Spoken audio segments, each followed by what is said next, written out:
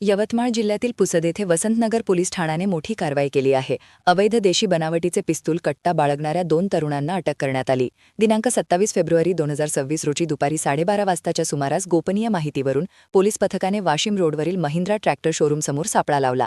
मोटरसायकलवरून शहराकडे येणाऱ्या दोघांना थांबून ताब्यात घेतले.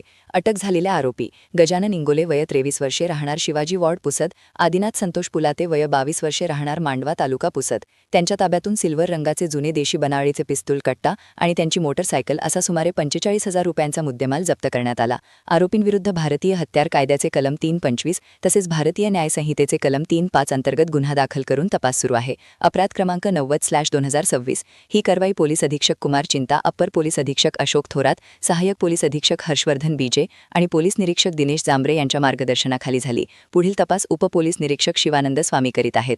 पुसद परिसरात अवैध शस्त्रे बाळगणाऱ्यांविरुद्ध पोलिसांची ही सातत्यपूर्ण कारवाई सुरू असून नाबलकांत अशा घटनांची माहिती तात्काळ पोलिसांना द्यावी असे आवाहन करण्यात आले आहे. पुढील अपडेटसाठी GR महाराष्ट्राला सबस्क्राईब करा.